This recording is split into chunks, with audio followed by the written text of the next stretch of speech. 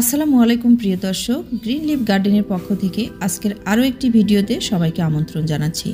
প্রিয় দর্শক, এখন যেহেতু শীতকাল, শীতের সিজনের ফুলগুলোর সময় চলে এসেছে। আর শীতের ফুলগুলোর মধ্যে কাটামুকুট হচ্ছে বেস্ট একটা ফুল, যেটা পুরো শীতকাল আপনার বাগানকে ফুলে ফুলে ভরিয়ে রাখবে, একদম জীবন্ত ফুলদানির মতো। শীতকাল পার হয়ে গেলেও কিন্তু কাটামুকুট এমন একটি ফুল যা আপনার বাগানকে ফুল দিয়ে ভরিয়ে দিতেই থাকবে। তো যারা এই সিজনে কাটামুকুট লাগাতে চাচ্ছেন, আজকের ভিডিওটি তাদের জন্য একদম পারফেক্ট একটি ভিডিও। কারণ আজকের ভিডিওতে আমি আপনাদেরকে দেখাবো কিভাবে পারফেক্টভাবে কাটামুকুটের কাটিং করতে হয় এবং সেগুলো কিভাবে সঠিকভাবে ডিহাইড্রেট করতে হয় এবং মিডিয়া তৈরি করতে হয় এবং সেই মিডিয়াতে কিভাবে লাগাতে হয় এবং একটি কাটামুকুট লাগানোর পরে পারফেক্টভাবে কিভাবে একটি চারা তৈরি করতে হয়। আজকের ভিডিওতে সম্পূর্ণ প্রসেসটাই আমি দেখাবো। অনেকে কাটামুকুট লাগাচ্ছেন কিন্তু কাটামুকুটের চারা করতে পারছেন না, কারণ কাটামুকুট অনেক সেন্সিটিভ একটা জিনিস, ক্যাকটাস জাতীয়। একটু কম বেশি হয়ে গেলে কাটামুকুটের কাটিংগুলো পচে যায় বা শুকে মারা যায়। তো প্রিয় দর্শক, আপনারা আমার ভিডিওটি সম্পূর্ণ দেখুন। আমি আশা করছি আমার ভিডিওটি দেখলে আপনারা খুব সুন্দরভাবে সহজেই কাটামুকুটের চারা করতে পারবেন। ভিডিও শুরুতে প্রথমে দেখে নেওয়া যাক কিভাবে কাটিংগুলো প্রসেস করতে হয়। প্রিয় দর্শক, কাটিংগুলো গাছ থেকে কাটার পরে আপনারা ডিহাইড্রেট করে নেবেন। কাটিং কাটার পরে দেখবেন যে প্রচুর সাদা একটা কষ বের হয় এই কাটামুকুটের কাটিং থেকে। এই জন্য কাটিংগুলো কাটার পরে একটু রেখে দিতে হয় 3-4 দিন। দেখেন এগুলো রেখে দেওয়া হয়েছে এবং গোল চাকার মতো একটা জিনিস চলে আসছে, এটাকে রুট বল বলে। এটাতে ফাঙ্গিসাইড প্লাস রুট হরমোন লাগানো হয়েছে। আমি কালকে লাগাইছি, সেটা শুকিয়ে গেছে। তো আপনারা মোটামুটি 3 দিনের মতো ডিহাইড্রেট করে নেবেন, রেখে দিবেন ছায়ায়। এবং লাগানোর আগে যদি পসিবল হয় তাহলে ফাঙ্গিসাইড এবং রুট হরমোন লাগিয়ে নেবেন। আমার কাছে এই ফাঙ্গিসাইডটা আছে, এটা ম্যানসার কোম্পানির, আমি বয়ামে ঢেলে রাখছি। এবং রুট হরমোনও আছে। আমি সামান্য পরিমাণ পানিতে গুলে এগুলোতে প্রত্যেকটাতে লাগিয়ে দিয়েছি, যাতে কাটিংটা মারা যাওয়ার সম্ভাবনা না থাকে। আপনারা পসিবল হলে লাগিয়ে দিবেন, আর পসিবল না হলে কোনো চিন্তার কারণে সঠিকভাবে লাগাতে পারলে কাটিং হয়ে যায়। তো 3 দিনের মতো রাখলেই আনাপ। আমার 5 দিন হয়েছে, এজন্য পাতাগুলো একটু বেশি শুকিয়ে গেছে, আমি সময় পাইনি লাগানো। আর এবার দেখে নেই যে মাটি কিভাবে তৈরি করতে হবে। মাটির জন্য সবচাইতে ভালো যেটা হবে সেটা হচ্ছে যে এই বালিগুলো ব্যবহার করা। এগুলো দেখেন পাথর মিশ্রিত বালি। কাটামুকুটের কাটিং লাগানোর জন্য এই মোটা বালিটা খুবই ভালো হয়, কাটিং এর জন্য খুবই ফলপ্রসূ। আর এখানে আছে পাতা পচা সার।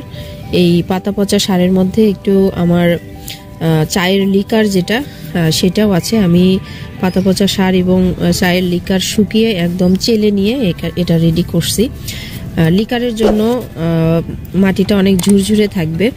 আর এখানে যেটা ব্যবহার করব সেটা হচ্ছে এই ধানের চিটাটা ব্যবহার করব।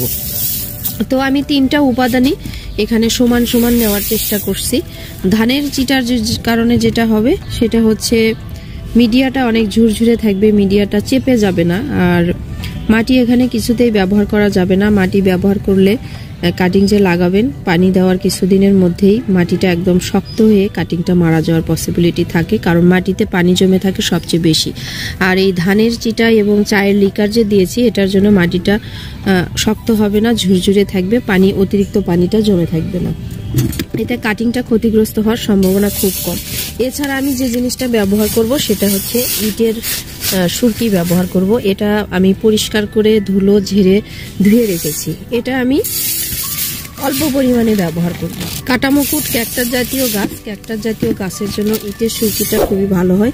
আমি খুবই অল্প পরিমাণে এটা ব্যবহার করলাম। আপনারা চাইলে এর সাথে কাঠকয়লার গুঁড়ো ব্যবহার করতে পারেন। কাঠকয়লাটা একটু ভেঙে ছোট ছোট টুকরো করে নিয়ে এর সাথে ব্যবহার করতে পারেন, তাহলেও খুবই ভালো হয়। এছাড়া আমি আর কোনো উপাদান এর সাথে দিচ্ছি না, এগুলো মিক্সড করে নিয়ে আমি 1 টাইম কাপে দিয়ে দিব। তো আমি একটু মিক্সড করে নিই। আমার মিক্সড করা শেষ হয়ে গেছে। মিক্সড করার পরে মিডিয়াটা এরকম দাঁড়ালো। এর সাথে এখন আমি এই ফাঙ্গিসাইড ব্যবহার করব হাফ চামচের মতো। এইটুকু ফাঙ্গিসাইড আমি এই মাটির সাথে ব্যবহার করব, যাতে কোনো ধরনের যদি জীবাণু থেকে থাকে মাটিতে, তাহলে সেই জীবাণুটা চলে যাবে। আর এই যে ওয়ান টাইম কাপগুলো আছে, এই কাপগুলোতে আমি এই কাটিংগুলো বসাবো। আমি এটা ফাঙ্গিসাইডটা মিক্সড করে কাপগুলো ভরে নিচ্ছি। এই যে প্রিয় দর্শক, কাপগুলো ভরানো হয়ে গেছে। এইভাবে কাপগুলো ভরিয়ে নিব এবং একটা কাটিং আপনাদেরকে আমি লাগিয়ে দেখাচ্ছি, বাদ বাকিগুলো দেখাবো না কারণ ভিডিও বড় হয়ে যাবে। এই যে প্রায় 1 ইঞ্চির মতো আমি কাটিংগুলো এর মধ্যে ঢুকিয়ে দিলাম। আপনারা নখ দিয়ে হোক কাঠি দিয়ে হোক একটু ছিদ্র করে নিয়ে কাটিংটা 1 ইঞ্চির পরিমাণ কাপের মাঝখানে আপনারা দিয়ে দিবেন। আমি সবগুলো কাটিং ওয়ান টাইম কাপে লাগিয়ে দিয়ে আবার বাদ বাকি প্রসেসটা আপনাদেরকে দেখাচ্ছি। ফিরে আসলাম কাটিংগুলো পটিং করার পরে। এই যে প্রত্যেকটা কাটিং আমি কাপে পটিং করে দিয়েছি। এখন হচ্ছে সবচেয়ে মোস্ট ইম্পর্টেন্ট একটা বিষয়, যেটার কারণে আসলে সবার কাটিংগুলো নষ্ট হয়ে যায়। এই যে আমি কাটিংগুলো বসালাম, এখনো কিন্তু পানি দেইনি। এই পানির ব্যবহারের জন্যই আসলে ক্যাকটাসগুলো বা কাটামুকুট বলেন বা ক্যাকটাস জাতীয় যে ধরনের গাছ বলেন সেগুলো কিন্তু নষ্ট হয়ে যায় এই পানির কারণে। সবাই এই যে কাটিং লাগিয়ে একদম ফুল কাপ ভর্তি করে পানি দিয়ে রাখে যে কাটিংগুলো এতদিন হলো শুকনো আছে, তাহলে হয়তো প্রচুর পানির প্রয়োজন, পানি পাইলে শিকড় গজায় যাবে। আসলে কিন্তু তার উল্টো। ক্যাকটাস জাতীয় যে কোনো গাছের জন্য পানি হচ্ছে শত্রু। যদিও পানির অপর নাম জীবন, পানির জন্যই গাছ বেঁচে থাকে, তবে এই গাছের জন্য অতিরিক্ত পানি হচ্ছে মরণ ফাঁদ। তো আমি এখানে আমার যে স্প্রেয়ারটা আছে, এটা 2 লিটারের স্প্রেয়ার। এই স্প্রেয়ার দিয়ে শুধু আমি পানি স্প্রে করে দিব।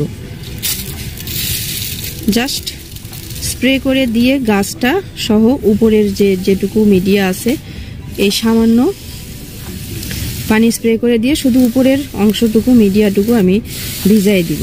আর যেহেতু এখন শীতকাল, রাতে প্রচুর কুয়াশা হবে, এগুলোকে আমি ছাদেই রেখে দিব। ছাদের একটা কানিতে যেখানে রোদ পড়ে না কিন্তু সকালের মিষ্টি আলো আসে এবং সারাদিন প্রায় আলো বাতাস প্রচুর চলাচল করে ছাদের যে কর্নারটাতে, সেই কর্নারটাতে আমি এগুলো রেখে দিব। এবং উপরের অংশটুকু না শুকানো পর্যন্ত আমি কিন্তু আর পানি দিব না। আবার যখন উপরের অংশটুকু শুকিয়ে যাবে তখন আমি শুধু আবার এরকম স্প্রে করেই অনলি পানি দিব। পুরো গ্লাসের মিডিয়া নিচ পর্যন্ত ভিজানোর কোনো প্রয়োজন নাই, এতেই চারাগুলো খুব সুন্দর হয়ে যাবে। অতিরিক্ত পানি দিলে পানির জন্য এর গোড়াটা পচে যাবে, তখন আর এই কাটা মুকুটের কাটিং থেকে আর চারা করা আর সম্ভব হবে না। আমার প্রত্যেকটা চারাই এই একইভাবে করা। আপনাদেরকে আমি দেখাচ্ছি গত 7 দিন আগে যে চারাগুলো আমি করেছিলাম সেগুলো আপনাদেরকে আমি দেখাই। যদিও সন্ধ্যা লেগে গেছে, এখন খুব বেশি আলো নেই। এই কাটিংগুলো আমি 7 দিন আগে করেছি, খুব সুন্দর কিন্তু কাটিংগুলো হয়ে গেছে। আজকে এই যে এই কাটিংয়ে, এই সূচনার কাটিং, এটাতে একটা ফুলও চলে আসছে কাটিংয়ে। যদিও মনে হয় এখনো রুট বের হয়নি, 7 দিনে রুট বের হওয়ার কথা না, তারপরেও কাটিংগুলো কিন্তু খুব সুন্দর, এখনো হেলদি আছে, তরতাজা আছে, তার মানে একটা কাটিংও মিস হবে না। এখানে অ্যাডেনিয়ামেরও কিছু চারা বসানো আছে। ছাদের এই কর্নারটাতে আমার দুপুরে রোদ লাগে না, শুধু সকালের মিষ্টি আলোটা চলে আসে, এতেই এদের যে রোদের যেটুকু ভিটামিন দরকার সেটুকু হয়ে যায়। তো প্রিয় দর্শক, আজকে এই পর্যন্তই। সবাই ভালো থাকবেন। বাগানের পরবর্তী আবার কোনো ভিডিও নিয়ে আপনাদের সামনে হাজির হব। সেই পর্যন্ত সবাই ভালো থাকেন, সুস্থ থাকেন। আর আমার চ্যানেলটিকে সাবস্ক্রাইব করুন। আমার ফেসবুক আইডি, পেজ ডেসক্রিপশন বক্সে লিংক পেয়ে যাবেন, সেখানে ফলো দিয়ে রাখুন এবং যে কোনো সমস্যায় আমার সাথে যোগাযোগ করতে পারেন। কাটামুকুটের কাটিং প্রয়োজন হলেও আমার সাথে যোগাযোগ করতে পারেন। সবাই ভালো থাকবেন, সুস্থ থাকবেন। আল্লাহ হাফেজ।